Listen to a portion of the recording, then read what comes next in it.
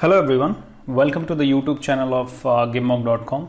I hope you all are doing good and you all are preparing hard for your upcoming examination. Guys, in this session we will go through 25 most important MCQs on financial awareness for the month of June 2020.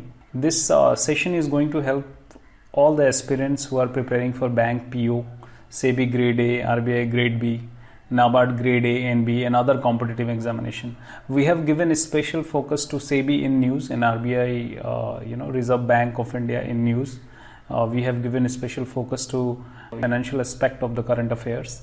So without wasting time, let's go through the first question. So question number 1 is recently World Bank has approved loan for the STARS project in India. How much amount of loan has been provided by the World Bank for the said project? So option is given. Option A is $250 million. Option B is $500 million. Option C is $750 million. And option D is $800 million. Guys, you can try to attempt this question before I answer. Okay. And you can genuinely see your preparation level. You can comment your answer below or you can comment your scores also.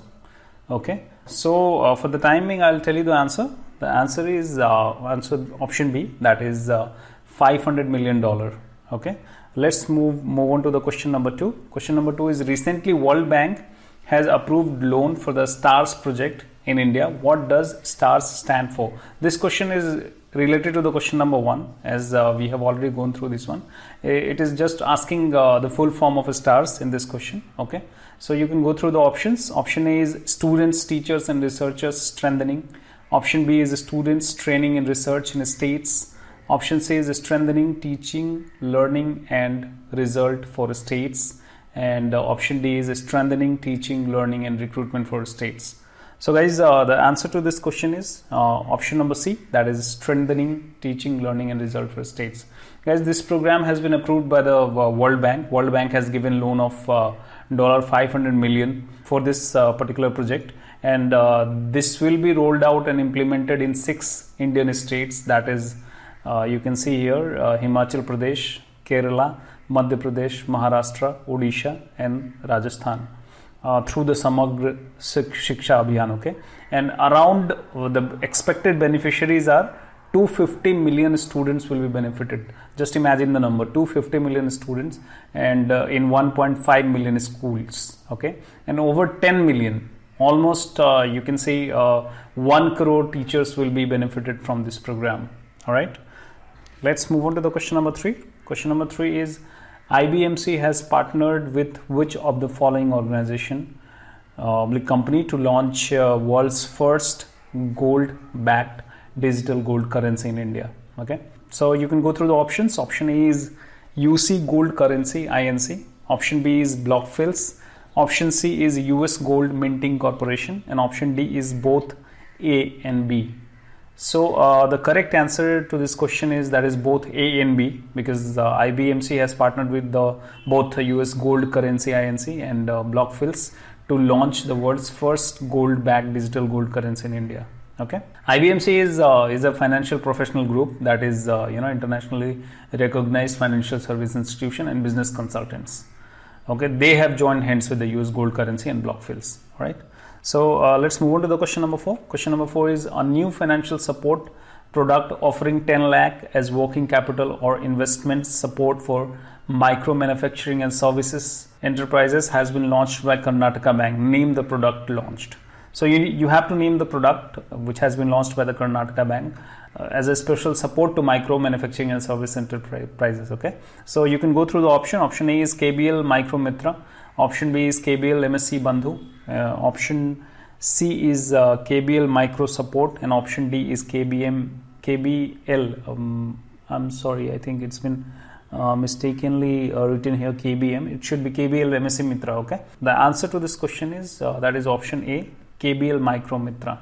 That is the name of the product which has been launched by Karnataka Bank Limited. Okay, let's move on to the question number 5. Question number 5 is again related to some bank. It's Saral, the affordable housing scheme to finance home in rural and urban areas of India, has been launched by which of the following financial institution? So you can go through the option. Option A is HDFC, option B is PNB Housing Finance, option C is LIC Housing Finance, option D is Home Finance Company. So the correct answer to this question is option D, that is ICICI Home Finance Company. They have launched the Saral Affordable Housing Scheme. Okay. So moving on to the question number 6. It's asking, according to draft regulations under the RBI's proposed new rules for HFCs, what is the classification for systemically important non-deposit taking housing finance companies in terms of asset size? So guys, this is going to be very important question, keeping in mind the upcoming examination of SEBI and RBI. Okay, you can try to attempt this question. For the timing, I'll give you the answer. The correct answer is option B, that is 500 crores. If any HFC is having 500 crores as an asset size, I'm talking about the non-deposit taking HFCs, okay? If they are having the asset size of 500 crores and above, they are classified as systemically important non-deposit taking HFC, okay? And you need to also remember that all deposit taking HFCs, irrespective of their asset size, will be treated as systemically important housing finance companies, okay? So moving on to the question number 7. Question number 7, it is asking, according to draft regulations under the RBI's proposed new rules for HFCs, total dash percentage of total asset should be lent to real estate lending to qualify as a housing finance company. Okay, so you can go through the option. Option A is 75%, option B is 25%, option C is 50%, option D is 100%. Guys, it is asking HFCs, or the housing finance companies, they lent to certain categories, right? So whatever they are lending, how much percentage of their total asset should be lent to real estate so that they could qualify as a housing finance company? In the question, it is asking the same thing. Okay, so the correct answer to this question is option C, that is 50%. So to qualify as a housing company, you need to remember here, to qualify as a housing finance company, 50% of net assets should be to real estate lending, of which at least 75% should be towards individual housing loans. Okay, you need to remember the sub-categorization also, sub-classification norms also. So 50% of net assets should be to real estate lending, and out of 50%, that 50%, 75% should be towards individual housing loan. Then only the company will be classified as housing finance company. Otherwise, they will be classified as NBFC, investment and credit company. Okay. So moving on to the question number 8. Recently, SEBI panel suggested measures to strengthen markets watchdogs enforcement mechanism and improve the system of recovery of siphoned off money. Okay, who headed this committee? So option A is Anil Dave, option B is Madan Lokur, option C is Tapan Ray, and option D is Madhavi P. Buch. Okay, so the correct answer to this question is option A, that is Anil Dave. So Anil Dave is a judge of Supreme Court, and he is currently heading the SEBI panel, who are going to suggest the measure to strengthen the markets watchdogs enforcement mechanism. Okay. So moving into the question number 9. Question number 9 is, recently RBI launched Payment Infrastructure Development Fund to boost digital payment in India as well as digital modes in tier 3 to tier 6 centers and in northeastern states of India. What is the amount of initial contribution made by RBI for the fund? This question is also very important question as per the examination point of view. Okay, you can go through the options here. Option A is 750 crores, option B is 500 crores, option C is 250 crores. So option D is 300 crores. So answer to this question is option C, that is 250 crores. So guys, the Reserve Bank of India is setting up a payment infrastructure development fund with a corpus of 500 crores. So you need to note down here that the total corpus of the PIDF is 500 crores. And initial contribution by the Reserve Bank is 250 crores. That is half of the fund. Okay, and the remaining will come from the card issuing banks and the card network operating in India. All right. So moving on to the question number 10. Question number 10 is, NABARD has sanctioned an amount of rupees 1050 crores as a special liquidity facility to the farmers and economically weaker section. NABARD has sanctioned the loan to which of the following state? You can go through the options here. Option A is Assam, option B is Uttar Pradesh, option C is Bihar, and option D is West Bengal. So the correct answer to this question is that is option D, West Bengal. Okay, NABARD has sanctioned 1050 crores to West Bengal Alright, so guys, moving on to the question number 11. What is the amount which has been allocated to Assam Grameen Vikas Bank as a special liquidity fund by NABARD? You can go through the option. Option A is 270 crores, option B is 170 crores, option C is 320 crores, and option D is 250 crores. So the correct answer to this question is 270 crores. Recently, NABARD provided 270 crores to Assam Grameen Vikas Bank in the wake of COVID-19 pandemic, and the fund has been given for supporting the agriculture activities of the farmer. Okay, moving on to the question number 12. Question number 12 is, in order to tackle the COVID-19 pandemic and to carry out development work, the World Bank has sanctioned a loan amount of rupees dash to West Bengal. You need to answer the total amount which has been sanctioned to West Bengal by the World Bank. Okay, so you can go through the options. Option A is 1850 crores, option B is 2200 crore, option C is 2150 crores, and option D is 1950 crores. So the correct answer to this question is option D, that is 1950 crores has been sanctioned by the World Bank. Okay, it's been given to the West Bengal to tackle the COVID-19 pandemic. Moving on to the question number 13. So according to the Global Economic Prospect Report released by the World Bank, Indian economy will contract or shrink by dash in the financial year 2021. So you need to figure out by how much Indian economy will contract as per the Global Economic Prospect Report released by the World Bank. Okay, so you can go through the option. Option A is 3.1%. Option B is 1.2%, option C is 3.2%, and option D is 2.5%. Okay, so the correct answer to this question is that is option C, 3.2% is as per the GEP report. You can note down here that Global Economic Prospect Report is released by the World Bank. Okay, and they have come out with economy projections of all the countries. So they have projected that Indian economy will contract by 3.2% in the FY 2020-21. Okay, so moving on to the question number 14. Question number 14, according to the OECD, Organization of Economic Cooperation and Development, Indian economy will contract by how much percentage in the financial year 2020-21? Okay, so you can go through the options. Option A is 3.2%, option B is 3.7%, option C is 4.5%, and option D is 7.3%. Okay, so the correct answer to this question is that is option B, 3.7%. Okay, moving on to the question number 15. Again, it's related to the Indian economy projection. So according to the Global Macro Outlook 2020-21 released by Moody's Investor Service, Indian economy will contract by dash in the financial year 2020-21. So the answer to this question is 3.1%. Okay, so let's move on to the question number 16. It's asking the Reserve Bank of India has constituted a 5-member internal working group committee to review the guidelines related to ownership, governance, and corporate structure of private sector banks. Who is heading the committee? So you can go through the options here. Option A is Professor Sachin Chaturvedi. Option B is Shri Tarun Bajaj. Option C is Dr. M.D. Patra. And option D is Dr. Prasanna Kumar Mohanty. So the correct answer to this question is option D, that is Prasanna Kumar Mohanty. Okay, guys, this has been set up in the wake of recent failures of the private sector banks.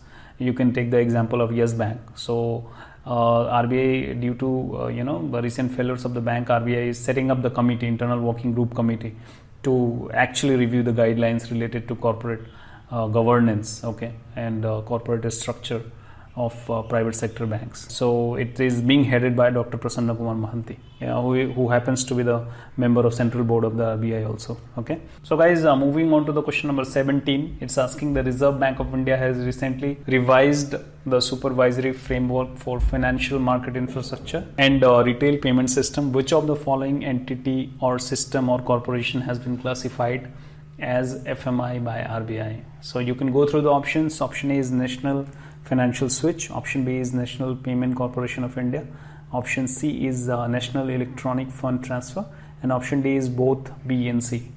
So guys, the correct answer to this question is option D, that is both B and C.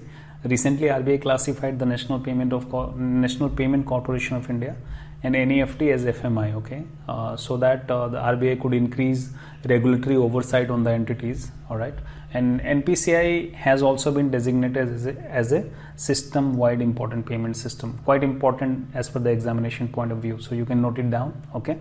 Let's move on to the question number 18. So it's asking Insta Flexi Cash and online overdraft facility has been launched by which of the following bank? So option A is ICICI Bank, option B is Federal Bank, option C is SDFC, and option D is Axis Bank, okay. So the answer to this question is option A, that is ICICI Bank. They have launched an Insta Flexi Cash and an online overdraft facility to its salary account customers, okay. So guys, moving on to the question number 19. Question number 19, it's asking SEBI has recently amended SEBI substantial acquisition of shares and takeovers regulations 2011, and as per the amendment, the promoters who are owning 25% or more shares or voting rights in a company can increase their shareholding up to dash in a year. So you need to answer that how much shareholding they can increase in a year, by how much percentage they can increase, okay. So you can go through the option A is 5%, option B is 15%, option C is 10%, and option D is 20%. So quite an important question as per the examination point of view. SEBI, especially keeping the SEBI grade A in examination in mind, okay. For the timing, I'll tell you the answer. The answer to this question is option C, that is 10%. So any promoter who are owning 25% or more shares or voting rights in a company, they can increase up to 10%, 10% of shares in a year, 10% of voting rights in a year, okay. Earlier it was 5% only. Now it has been increased by SEBI to 10%, okay.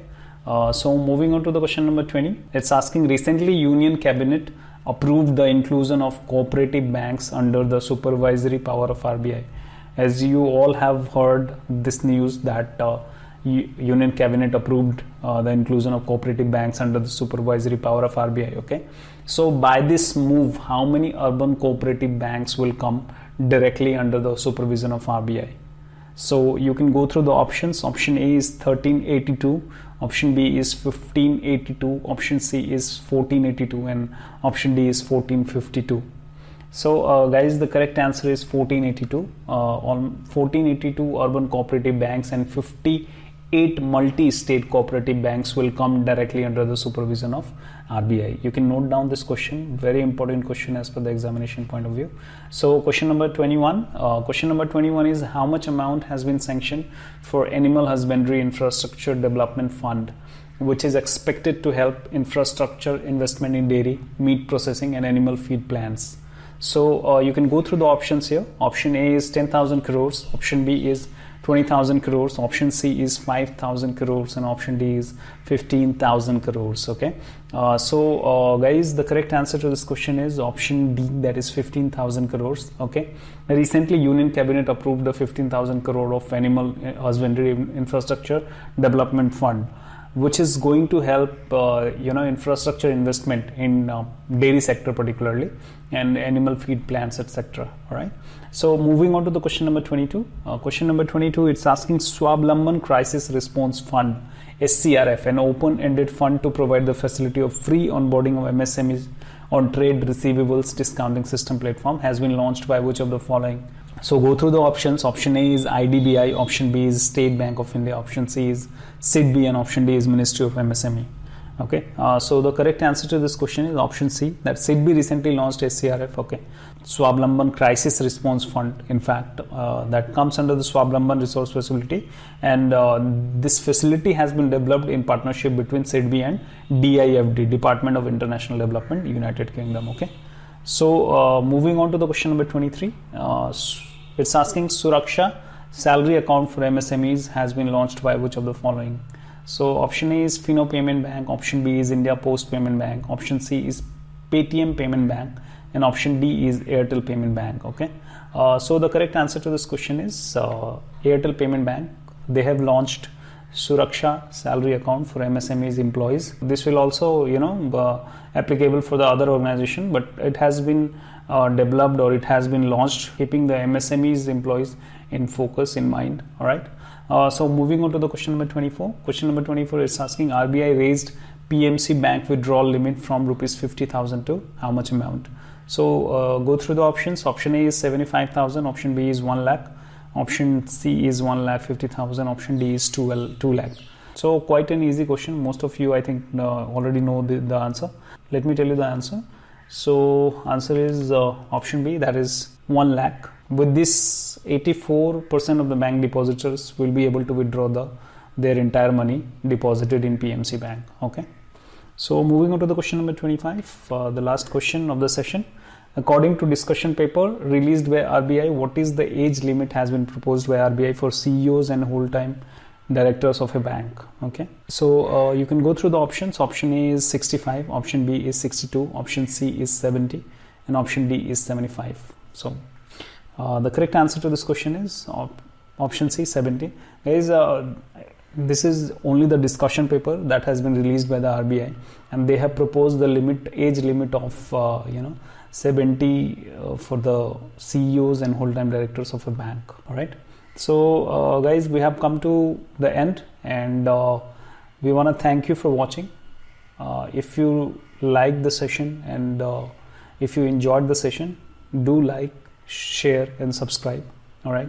And please share the piece of information with your friends. Thank you.